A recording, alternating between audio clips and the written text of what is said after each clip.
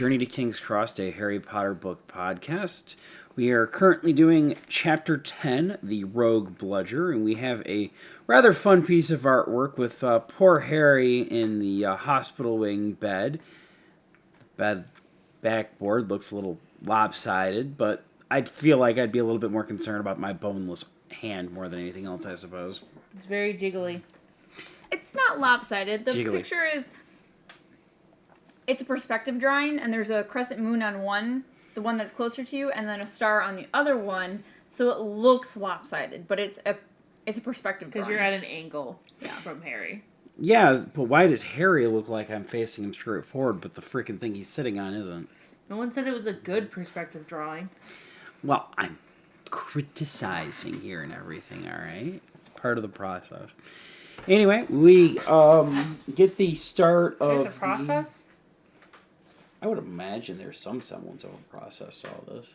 I don't know. I feel like we at least should have introduced ourselves then. Every episode. Do we have to? No. Okay. Not now. Enough. If they're this far in, they should know who we are. Are you sure? I don't even know who I am anymore. I don't know. None of us have been playing with Obliviate, have we? Oh no. What's Oblivion? Who are you? Oh, who am I? My secret plan. Aha! Imposter! Obliviate. What were we talking about again? I don't know. The Rogue Bludger. Oh yeah. Anyway, It's the title of the chapter, if we haven't said that. Did we already say the chapter? Okay. we get Saying it again. we're committing to the bet. See, now it's funny because, I really did forget because I have ADHD and wasn't paying attention, apparently. Knew you were cheap. Anyway, we start off the subplot. Glances between two of the people. Gets interrupted again. Anyway, we get the Polyjuice Potion subplot and everything.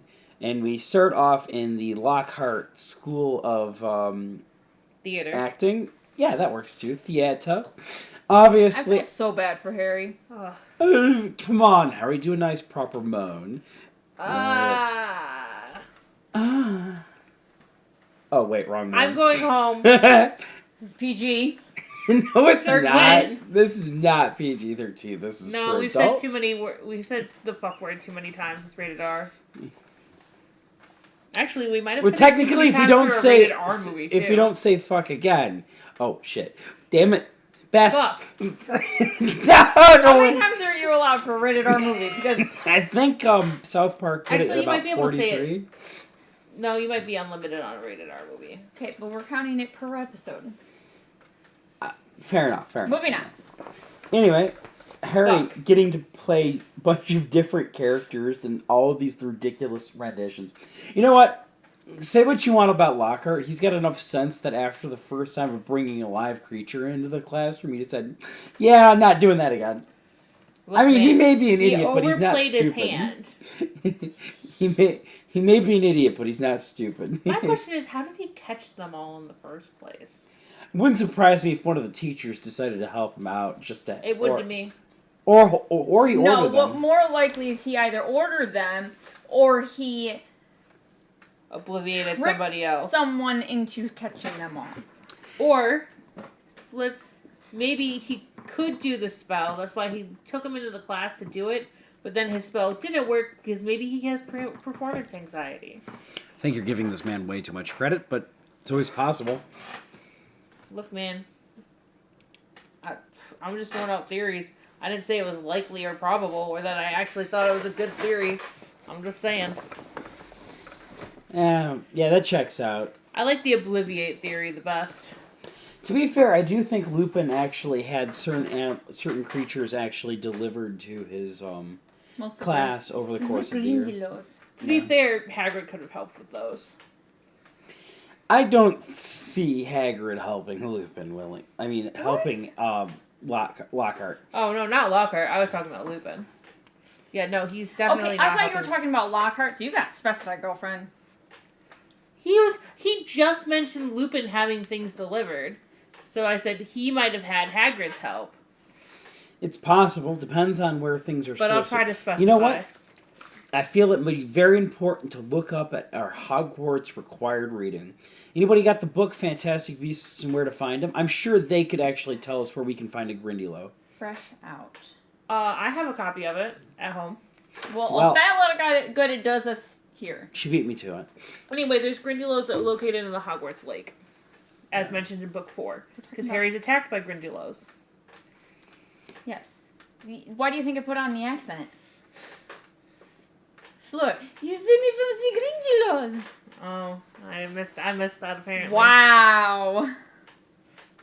Whoops. I'm sorry, I'm just sitting here enjoying my wife putting on an accent.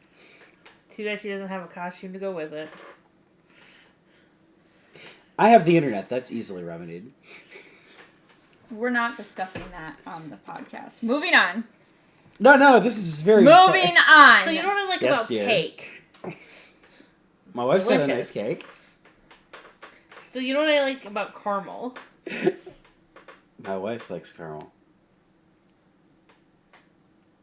I feel I'm the butt of their joke right now. No, I'm She's trying to... He's making you the butt of the joke. I'm trying to get away from it.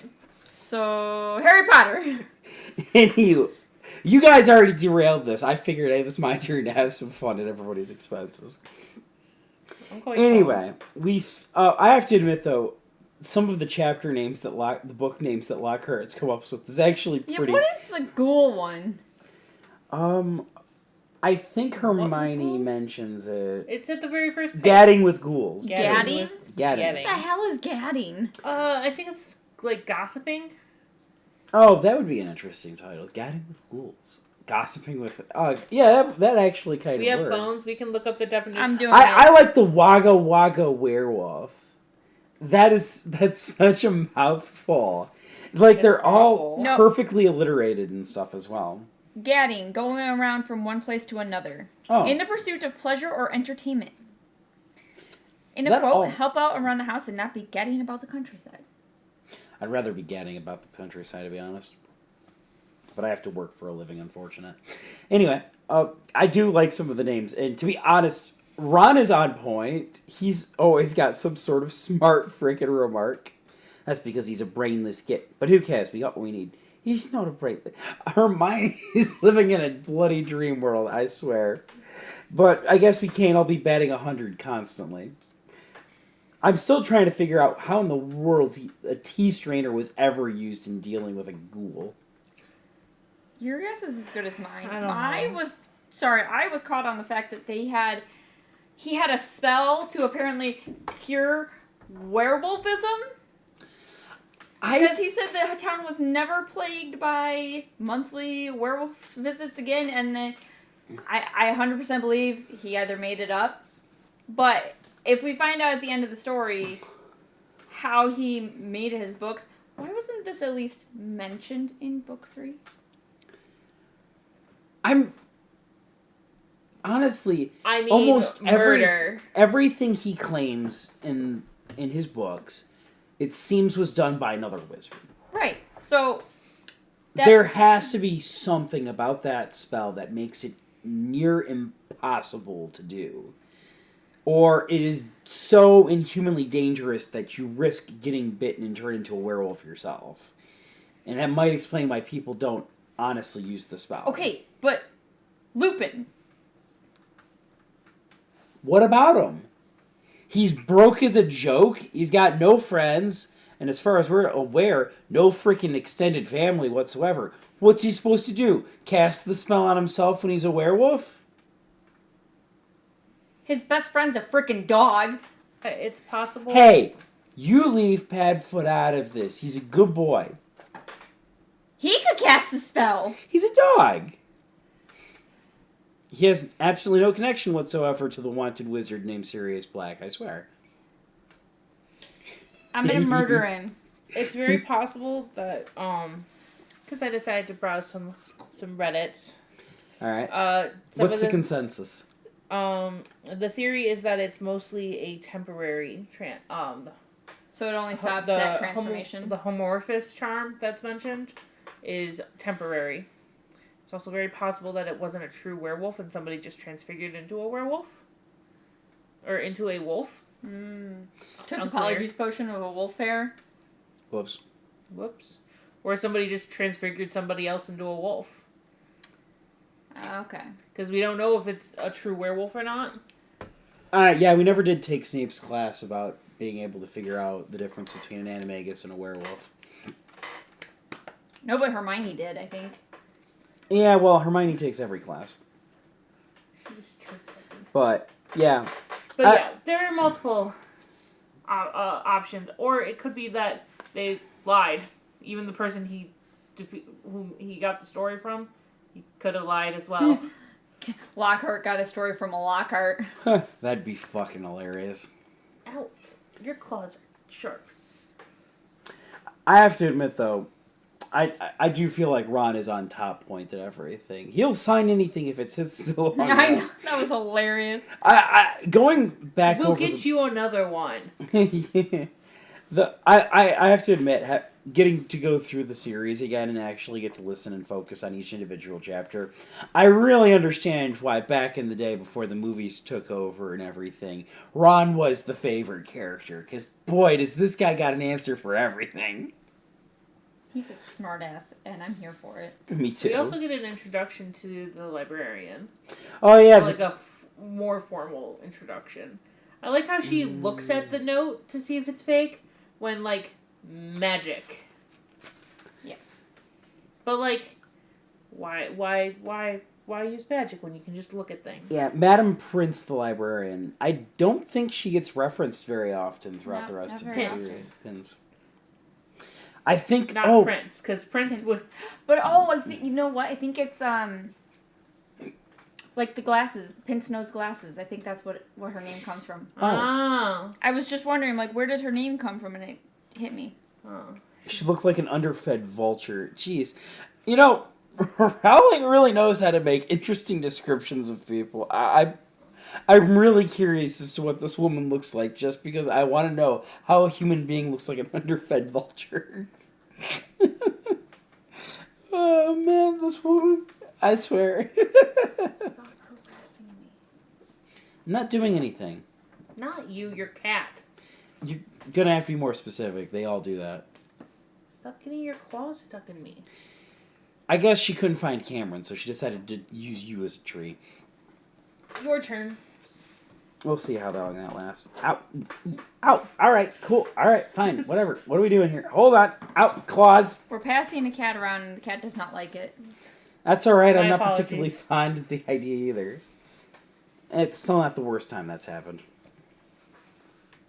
But if I recall correctly, I think it's considered non-canon, but the Hogwarts Mystery, the iOS phone game, actually had your character and a bunch of other kids actually putting Madam Pince and Filch together for a date or something, if I recall correctly, for one of the Valentine's Day special episodes. Oh, God. I'm pretty sure they danced together, too, at the Yule Ball. Nah, he danced with his cat in that one. I don't think... Oh, in the movie. Yeah, I don't think Pince actually shows up in No, one. actually. Well, not the Yule Ball, but actually I was just looking to see what the etymology of her name was. Relationships, Argus Filch. You look lovely tonight, Irma. Not that you don't always look lovely. Argus, talking to Madam Pince at the Valentine's Day ball. There was a Valentine's Day ball? In this book, I think. Yeah, it's in this book. Because this is the only book that Valentine's gets brought up. Nope. The 5th book. Valentine's is mentioned, too. Oh. Oh, wait. I wonder... It's probably this book. Because Lockhart wants to bring some cheer to everybody. But it could be the 6th book. Slughorn could have put on something. I don't know. Yeah. I don't remember. Oh. No. What? It's in the mobile game. All right. Yeah. Thank you for confirming my my very vague recollection. Yep. I really liked playing that game for the most part, and then I got irritated with it, and then I deleted it, and then I wanted to go back to it, and then I was like, I don't want to rebuild up everything I had originally, and haven't touched it since. I gave up on that game because the wait times for doing activities was incredibly high when I started playing it. Oh, it's still incredibly high. Then it's not worth it to me. It's just a pay to play, and I hate it. they've gotten so many like accessory stuff in there, and it's gotten like it was expensive. Well, see, even without the accessories, it was just like I'd have to to go to a next chapter or a next stage. I'd have to wait like almost a whole week to get enough energy to do it all. It was insane. Yeah. But anyway, so we have the all hanging out in Moaning Myrtle's bathroom for a little while after that, getting everything. Ron has sensibilities apparently and doesn't want to be in the girls' bathroom. I mean, as a janitor who has to clean bathrooms, I understand. You beat me to it, because I was going to say, as a vet tech, I have seen and been around a lot of gross stuff. You would not catch me in the bathroom. He just didn't want to get caught in the girls' restroom. I know. But it's also Moaning Myrtle's bathroom, and nobody goes in there. But hold on, I'm going to make this worse. How often does Moaning Myrtle flood that bathroom? That's fair. But how many people actually use the toilet that she haunts? It doesn't matter. I'm pretty sure it's all one sewage system. Remember, we talked about this. It's connected to the lake. How often do you think Filch actually mops that bathroom? I don't really want to think about it. Yeah. It's one person cleaning an entire castle. Oh, that's not actually completely true now that we think about it. Yeah, I forgot about the house elves. But they, I think, clean the places that it's not really appropriate for Filch to go, like the students' rooms. Yeah, I wouldn't trust Filch with any of the kids' rooms. He would plant so much evidence and try and get kids in trouble. I mean, that's the best case scenario. What's the worst case? Waterboarding? Yeah. Yeah. This is Filch. Yes. He made a comment in book 1 about missing the screaming of hanging kids up by their toes in the freaking... Their ankles. In chains. In chains. In the basement. God, I miss the screaming. I think that might have been a movie thing, not in the actual No, book. I'm pretty sure in the book he made a comment too. Does he? Yeah. I'll believe you. I think he said something about chains. Honestly, I think he mentions it, but I think the specific line of "God, I miss the screams." That was in the movies. I feel like it for sure was in the movies, but honestly, Filch was the least cartoonish in that first movie. After that, he kind of just sort of devolved. Yeah, like the last movie. Students out of bed! Students out of bed! They're supposed to be out of bed, you blithering idiot! Oh. Okay. Nothing quite like seeing Maggie her Smith, rest your soul. Oh, God, that woman. Sad. Bless her heart. Oh, boy. Anyway, after Hermione bullies the boys into cooperating for the most part. Right. She's like, well, I don't really want to break the rules, but okay, I guess we won't. Okay, Hermione. I think she does. Wait, stop. That wasn't bullying. That was reverse psychology. It was. But I don't want to break the rules. I think... Please let me break the rules. Hermione is not one of those characters that you were like, oh, they're a good character, a good person. If Hermione could get away with war crimes, she would. She gets away with war crimes. That's true. For the sake of knowledge and doing something dangerous or something that proves her knowledge and skill, Hermione would absolutely commit war crimes. She does commit war crimes. Correct. Book 4, she basically... Yeah! Yes! Like, true. We all hate Rita Literally Skeeter, says, but still. The charge is enchanted, so if you try to change, you'll basically die. Yeah. And she's 14. And we let this girl become the Minister of Magic. She could easily have gone to Slytherin. I'm beginning to suspect we sort the students a little too quickly, all things considered. Yeah. Anyway, they should just do it randomly. Who's to say it's not? We We only know what went on with Harry. To be fair, that sorting hat's kind of No, we dodgy. do with Hermione too. Later she mentions that she could have gotten sorted into Ravenclaw. That checks out. But what doesn't check out is why she chose Gryffindor. Because she chose Gryffindor. But why? She openly talks about it being the best house based off of all of her readings. It in doesn't the first make book. any sense. Wait, no, we haven't gotten to that point. Oh, I recall correctly. Flips to, like, the last chapter or so. Dumbledore explicitly states that the hat takes your personal preferences into consideration during the actual sorting. Harry got into Gryffindor because he asked. No, I think what Kimmy's trying to ask is, why would Hermione choose Gryffindor instead of Ravenclaw? I answered that earlier. It She does- explicitly stated in book 1 that she was reading up about the Hogwarts houses and said that the Gryffindor sounded the best. But why? Because Dumbledore and other famous wizards were in there. Because it was the house of the brave at heart. And maybe in spite of all of her intelligence, she values bravery more than her own intelligence. I mean, she's the one pushing them to break the rules in book 2. That doesn't sound very Ravenclaw to me, all things considered. But again, for the sake of knowledge. I mean, if you want knowledge that nobody else knows, you gotta have a little bit of bravery in order to get it. I suppose. There's a difference between a person who's actually going out into the field to find things out and a researcher. Anyway, after we get that all taken care of and everything, where Ron gets silenced again because of he's complaining about it taking a month in order to do something. But that's fine. Best thing we got. God, he's already whipped. They've known each other for less than a year, and he ain't even in the actual proper teenagers. Did He's he already make whipped. the comment about how many mudbloods could have been attacked? I think so. Yes, He did. Malfoy could have attacked half the Muggle-borns in the school by then. But Hermione's eyes narrow dangerously again, and he added swiftly, "But it's the best plan we've got, so full steam ahead, I say." Fucking whipped. Jesus. Very whipped. Anyway, we have the Quidditch match finally starting off and everything. Which again, why is the first match of the school year Slytherin versus Gryffindor? Like, It's tradition, I guess, because it seems that it's always Slytherin, except for book 3, when, for some odd reason, Malfoy gets out having to play that match because of an injury, injured arm. even though Harry was unconscious in the school for his last match, and they made them play anyway. I mean, you know, it's whatever. Yeah, It no, doesn't- What the hell? I was just thinking on this.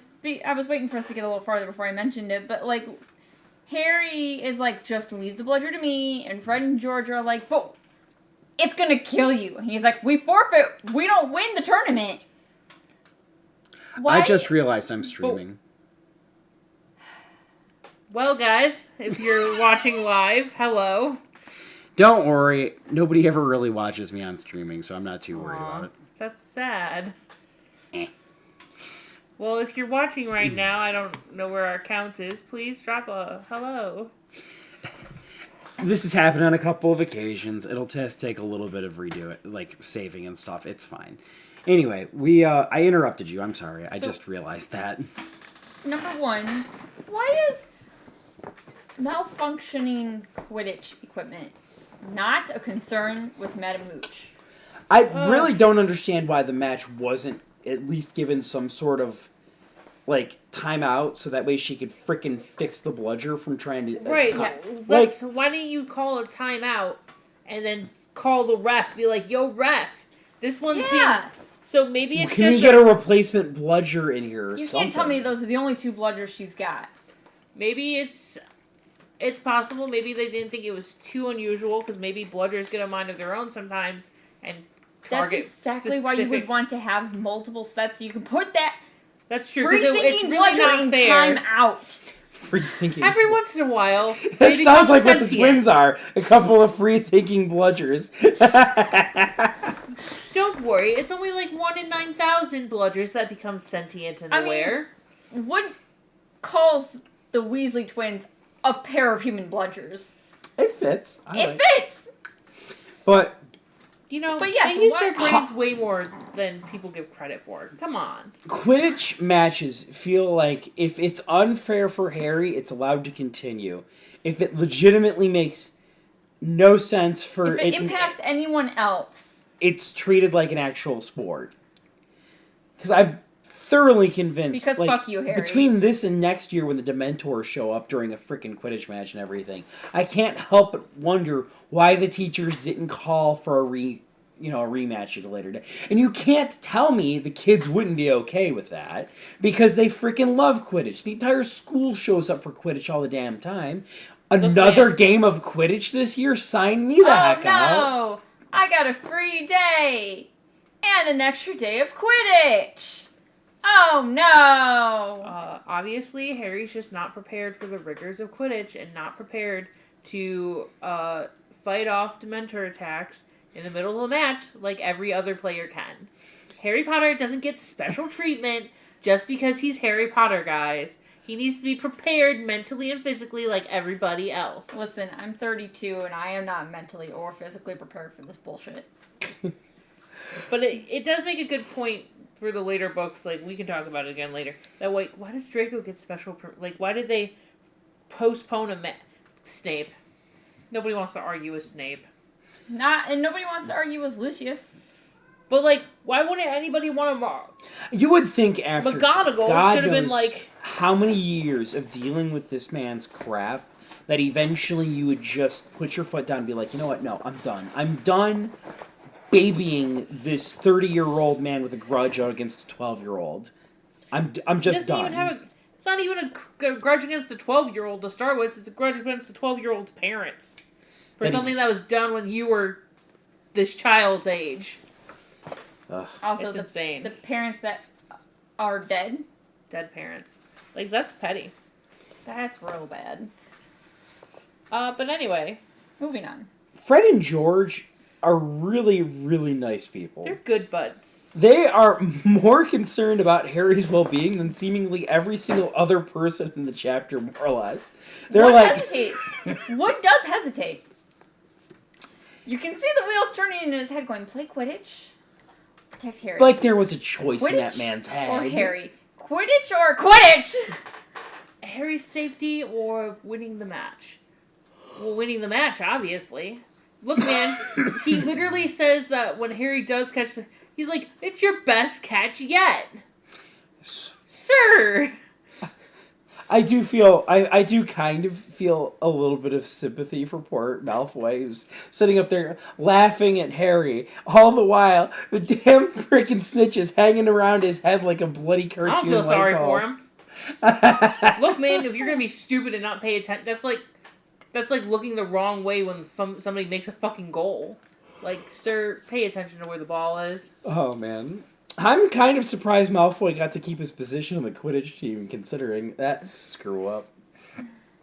He did get berated for it. I feel like they give the Seekers a lot of leeway, because if he's getting yelled at for missing the snitch when it was right above his head, number one, that thing's the size of a walnut. Shiny, gold. How many kids have ADHD? Draco does not have ADHD. He may have ADHD, but it's not attention deficit hyperactivity disorder. It's ADOS. Attention deficit. Ooh, squirrel. Then you think he would have noticed the fuck? No, because it's not ADO shiny. Oh, okay. ADO squirrel. But my thing is, like, wouldn't he have heard the whirring of the wings? Unless it's silent in the book. They actually mention it starts raining at some point in time. The beginning. Yeah, that was the weird difference between the movie and the book and everything. I always forget that this... it was on a bright, sunny day. Yeah. Oh, yeah. Whereas in the book, it starts raining at the very beginning of the matchup. So that would explain why he might not have heard the Because if thing. they've got, like, the windbreaker plasticky jackets, if the rain's hard enough, you're going to hear it pelting against your jacket and not anything else around you. I suppose we should give the little Malfoy spawn a little bit of credit in that department. No, question. Did they actually get a timeout? Yeah, they do. Yeah. I'm surprised the bludger wasn't continuing to attack Harry during the timeout. Huh. Because if it did... of the game, I guess? Because if it did attack Harry during the timeout, people would have known it was tampered with. I'm assuming. Maybe they're enchanted to only go after flying targets. It's a distinct possibility. You never really know when it comes to this stuff. Anything that isn't directly mentioned is one of those things where it's like, maybe? Because this one, the bludger doesn't continue to attack Harry once the game's over, right? I wonder if... They have to wrestle it back into the container, the twins yeah. do, so... So it was still trying to attack him. But I wonder if there's a section of the pitch that is like... It's enchanted to stay in that... Yeah, so I think there's an enchantment to keep the snitch within a certain range of the pitch. I wonder if there's like a reverse enchantment, like... It has to stay out of the timeout area. This area is timeout. Or the players are just entering the game. This is safe. The bludgers and snitch can't enter that area. That's a good question. Because only I was one just of us looking. had a copy of Quidditch Through the Ages. Mm-hmm.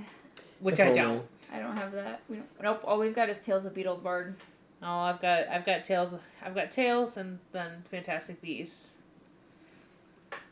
Yeah, it doesn't say because it says that they signal to Wood, and then 3 of them dove for the ground, still trying to avoid the bludger. They have the whole conversation, and then they kick off and...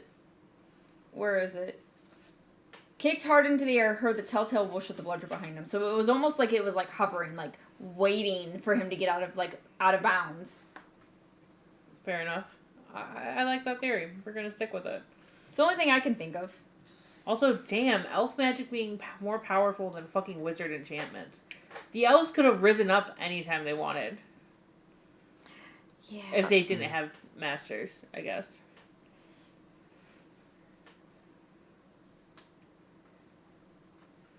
Alright, but then we get Harry's arm is broken. And he's pleading to just go to the hospital wing. Why do none of the other teachers stop Lockhart? Lockhart is, like, just chaos incarnate. A bull on a mission, I guess. Sorry, you were saying that, and I was, like, just kind of skimming through the chapter. And I saw when Harry finally sees the snitch over Malfoy's head. It says, through a haze of rain and pain, he dived for the shimmering, sneering face below him and saw its eyes widen with fear. Rowling doesn't even say his eyes in reference to Malfoy. She says its eyes. Well, to be fair, grammatically it would be correct, But because its eyes is referring to the face. I know, but it was just hilarious. But it is a little shitty that it's like, come on, man. He's still a person. He may be a slimy git, but he's still a person. And maybe. Look, he's still a person until book 4, okay? It's just slimy yet. And then he's a fluffy ferret. Ferret, not a ferret. A ferret is a Pokemon. It could only be an upgrade. Broken bones. Upgrades, people, upgrades. Broken bones. Well, he doesn't have bones now. They get removed. How do you fuck up a spell that bad? Fix the bones. Why is Remove the bones. Why is that a spell?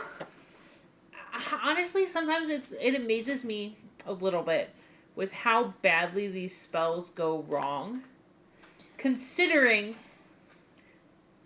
the fact that you're using most of these spells are in Latin, right? Mm-hmm. And the Latin translation is directly what you're supposed to be doing, right? Lumos, light or light it up, things like that.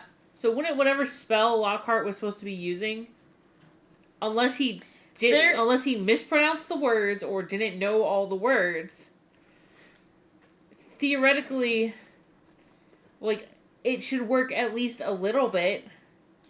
Maybe Magic just hates him. I mean, he does say the only spell he was ever good at was Obliviate. I'm pretty sure he says that. There's no spell in here, but I can only wonder. He does have a specific spell he says in the movie. Yeah, for the arm one, Brachiarm Emendo. So I wonder if that. That sounds more like Pig Latin than Latin. Brachiarm, Brachium. That would be. It still sounds more like Yes. Pig Latin than actual Latin. Yes, it does. My overarching thought process, though, going through all of this, though, is that I get the distinct impression Lockhart was just like waiting. The second he probably just knows when there's going to be an issue or there's going to be a problem or something along those He's lines. got a spidey sense. Yeah. Well, he so he immediately- probably was like he saw the bludger running around. It's like opportunity. Well, he did know that Harry's arm was broken because they all saw the bludger hit his arm. Yeah, but he was like the first person down there basically and everything, and it baffles my mind that he like would just no hesitation just throw this out there basically. What I don't understand a little bit about Lockhart's character is that, like, yeah, he wants to showboat, but, like, you think that he would showboat on things he knew he could do. You know? Like, because if you're trying to showboat and you can't do the thing that you're bragging to do, it just is going to make you look bad eventually. Like, you stick to what you know. Stick to what you can pass off as good. So, I looked it up. Brachium amendo, derived from Latin brachium, meaning forearm or arm, amendo, meaning mend or fix. So, altogether, the incantation would read, mend the forearm. That wouldn't even be his whole... Well, depending on where it was, broken. But I think it did hit him in the forearm. Yeah, because he had that's his what- hand outstretched yeah. and then... That's where it would have broken. At least That's in the movie. fine. You're right. That wasn't the thing that I But- was dwelling on. It sounded like a fake spell. It didn't sound real based off of I wanted what to, it- that's I fair. wanted to pull Oh, okay. up the Latin version of it to see if Kimmy's thought of it meaning, Literal translations. Yeah, literal translation, what it would literally translate to. So theoretically, the spell would have been a correct one. Yeah, it's like... It's one of those things that's like... It feels like a spell just shouldn't work as opposed to going so horribly wrong if you're saying it correctly. So I have to assume he doesn't say it correctly. But then again, it's just another example of why the magic in this world is just kind of weird sometimes.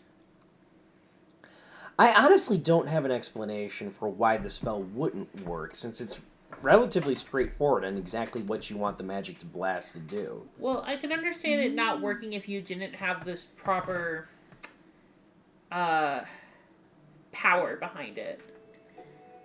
You know what? I wonder if it was a mispronunciation. Think so? Yeah. So, there's brachium, Brackium, amendo, which is the one that Lockhart says. And then in the behind the scenes on the wiki, it says it's possible that Lockhart had meant to cast brachio, Brachio, emendum, which fixes bones. It's unknown if he mistook that spell for one another or misspoke it when casting the one he did. Because if you click on the link for brachio emendum, it brings up Pomfrey fixing Ron's broken leg.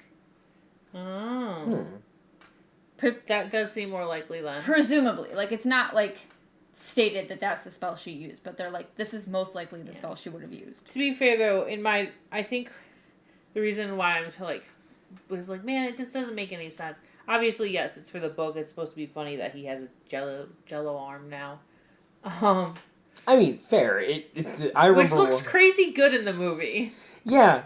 To be honest, the CGI in Harry Potter's entire series is very hit or miss. But that worked really well, all things considered. Is that I think my issue is that I was rereading the Inheritance Cycle books, and the rules for magic in there are very clear cut. Fair. It's the difference between a soft magic system and a hard magic system. Yeah. Harry Potter is a soft magic system. Yes. It's very soft. It qualifies as definitely a soft magic system and everything. But Lord of the Rings is also a soft magic system as well. That's valid because nobody knows how the magic works. It's one of those things where it's like you sit down. A hard or a soft magic system is not relevant to whether or not a series is good or bad. It depends No. on how you use it. And Yeah. to be fair, mispronunciation has always been kind of a thing, because in book 1, Ron can't get his feather... Leviosa, not Not Leviosa. Leviosa. Exactly. Classic line. I was just double checking. It didn't hit Harry in the forearm. No, where did it hit him? The elbow. Oh. Oh. That So the also spell probably didn't also help. wouldn't work So- because if But the spell, the correct quote-unquote spell that Madame Pomfrey uses, it doesn't say that it was only used for broken arms. It says broken bones. But that seems so much worse. yeah, ow. Yeah, because he wasn't holding it cradled to his chest. It was dangling uselessly because there was no way he was going to bend the elbow. Because he can't. The elbow was... Because if anything, if his arm was outstretched and it hit you in the elbow, Yeah, it probably- it's gonna bend the wrong way. Yeah, so he has a dislocated elbow. He's at gonna have a best. 90-degree angle At- the wrong way. Best. Ouch. Yeah, I never... Wow. You're on book 3 with Rose. When you read book 2 for this section, did Rose pay attention to that at all? No. She didn't comment on it? Rose is very quiet listener and everything. She's not like us when we're listening to the individual chapters. We'll make smart remarks She's or not offhand a comments. captive audience. With No. And sometimes I wonder if she's even paying attention when I'm reading the story half the dang time. it. Sometimes I wonder that too, because she'll ask me questions about other I mean, stories. she doesn't and- pay attention to the movies she watches, so And depending on the Well, movie. she She's will, but then so- she'll ask a question. I'm like, just wait 5 minutes. I'll answer it. she's 7. We're not going to hold her to the No. highest standards. I hold her to the highest standard. I was I'm just glad thinking- she's not your kid then. I was just thinking, I was like, damn, we read this when we were like 9 and didn't think anything about Harry having a freaking bludger hit him in the elbow the wrong way. We just knew, ow, broken arm. Yeah. And it just made me realize, like, how many things are in kids' stories that are, like, god-awful that our kids just aren't picking up because they're more interested in the main plot of the story. A lot. I'm pretty confident there's probably quite a few injuries over the course of many series and stuff where we just sort of like, oof. Yeah, let's be... Bookman. Yeah. A lot. A lot of, not just injuries, but, like, dark things, too. You think about the series of unfortunate events. I never read that. Okay, well, in one of them, a woman It gets sounds like eaten it's a book alive by about a series of unfortunate events. Yes, but there's in one of the books, a woman gets eaten alive by a swarm of leeches. Small leeches about 3 inches long. So imagine Oh, I remember getting that in the movie. imagine how painful that is to be devoured. Not just suck the blood out; it literally eats you. Yeah. That's like getting killed by compies in fucking Jurassic Park. Yeah. Which dude did not dude died too fast on that. There were not enough compies for him to die that quickly. Because those had little mouths. Oh, yeah, those little things. Yep. I mean, sure, you'd bleed out, but still. It doesn't sound like it'd be a fun experience regardless. No. You know? But, like, this isn't a series of unfortunate events children's book. You don't really realize what's the word I'm looking here? Gravitas? Is that the word? Yeah. Of the situation until you're a little older and you have an understanding of how things would actually be. Like, oh, Yeah. no. So, yeah, like Side Train, my favorite story when I was in elementary school, it still is, but like the story I would go back to again and again and again was Call of the Wild by Jack London. And I would read it all the time. And so I just read it to my daughter last year, and as I'm reading back through this story, I'm like, holy shit! Counterpoint. One of my favorite books was White Fang. Loved White Fang. But the dogfight scene. Yeah, I understood that their dogs were fighting, but like Buck learning the rule of Club and Fang, it never translated to my brain when I was a kid. And so I was like trying to read this and like alter it on the fly or omit things on the fly to my daughter because I'm like, shit. Yeah, she's a little young for that book, I think. I was reading it when I was her age. Okay, that's fair. Look, man, our school, like, in 3rd grade, I think we were reading no, not that one. The Ringer. And that's, like, why am I reading this book in 3rd grade? The Ringer, by the way, is about killing pigeons. It's because when you go pigeon shooting... Stool pigeons? Real pigeons. Do you not know the definition of a stool pigeon? Oh, got it. Okay. If they would, after you're done shooting, you go out to all the birds to make sure, they send out kids to make sure that the birds are dead. If they're not dead, you break the neck. Wring the neck. Yep. And, I did not like reading that book. At all. It was very uncomfortable for a 3rd grader. I believe it. By the way, explicit content, violence warning. Too late. We're going to put a violence warning on this, by the way. Okay, I have no idea how to do that, but okay. You've already done it on a couple. I have? It might have been done by... I might auto do it. By keywords that we're saying. I mean, that's a distinct possibility, I suppose. Anyway, away from dead pigeons, back to the book, because we're already at 9 o'clock here. It's definitely getting late. Regrowing bones is a nasty business, but so is taking the Skelegrow. I hate how the worst thing is when she pauses there. She's like, but growing them back, you can do it, right? This is one of the scenes where the movie does it better. Because Harry drinks the Skelegrow, spits it back out, and goes, what were you expecting? Pumpkin juice? Yes. Yes, I was expecting pumpkin juice, not frickin' whiskey. Which is what it sounds like. It sounds like whiskey mixed with lemon juice. Like, or just drinking a glass of lemon juice. No, because it said it burned his mouth and throat as it went down, making him cough and splutter. That sounds like straight up whiskey.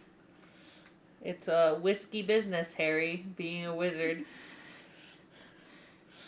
But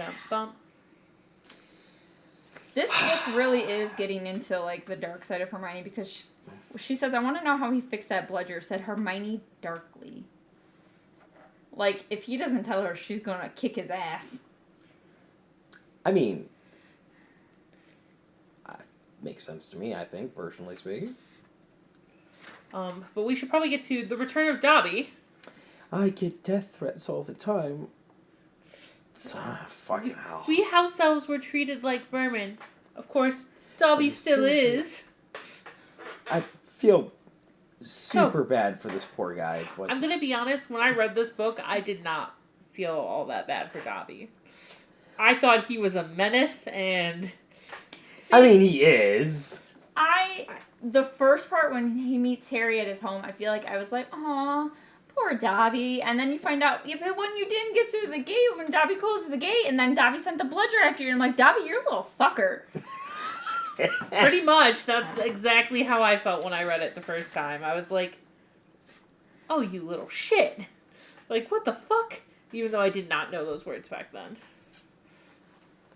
I mean, fair. Yeah, I remember not liking Dobby the first go-around and everything. The little bastard grew on me over the course of reading the series and the movies and everything.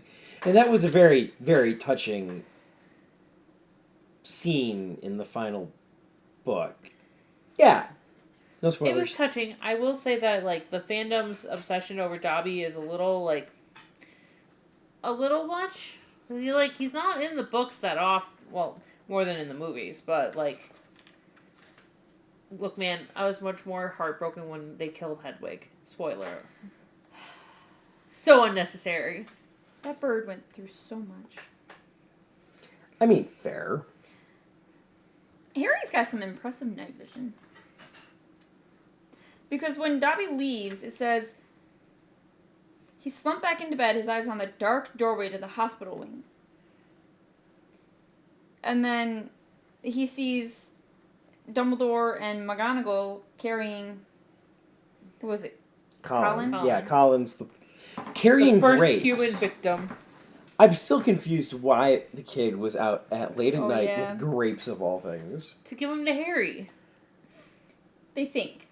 That was the theory. You know, And when that you take care of checks. somebody, you give them fresh fruit. And all he could get a hold of were some grapes, apparently. But grapes does seem weird. It could have been candy. Like, Yeah, candy would probably have made a little bit more sense, especially considering he's a first year. my question, though, is, like, he pulled out his camera to take a picture, right? Because obviously he saw the basilisk through the camera frame.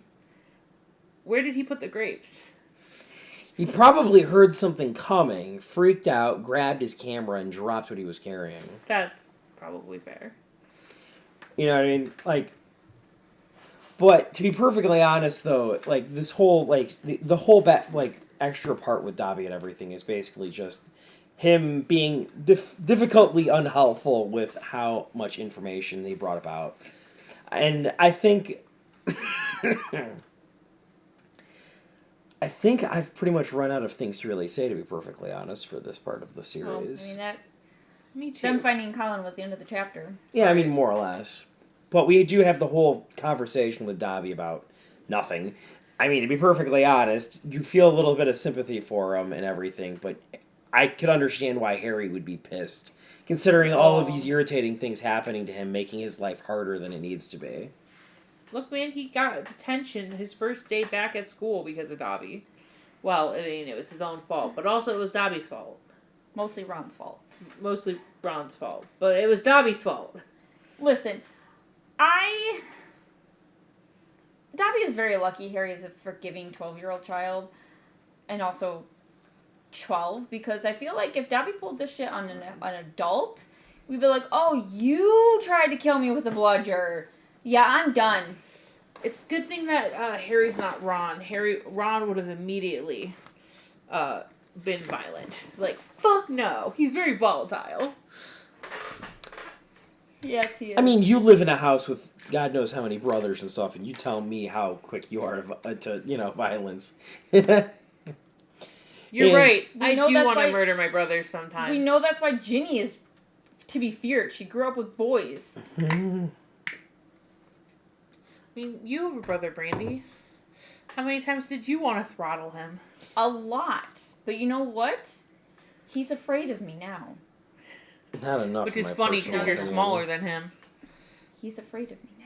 He should be. You know exactly where to stab somebody to kill them. Eh. But anyway, guys, We're gonna wrap things up here. It's getting kind of On that note, ominous. we would never murder somebody. If the cops are watching this, we would never murder somebody. Unless we knew we can get away with it. who said anything about murder?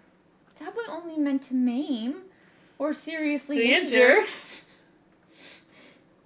But you can find me on social media at Luna's Creation Corner. You can find me on YouTube at Brandy Wine Stitches or the rest of the socials at Hockeytown Candle Co. You can find me on the channel that I'm accidentally streaming on right now, Cole Sanders on Twitch and everything. But of course, if you're, if you're watching this not on the live stream, you can find him on Twitch. But until then, drop a comment below. Tell us what your thoughts are. Like and subscribe. And You keep want- your wands at the ready. I'm at the ready. Bye.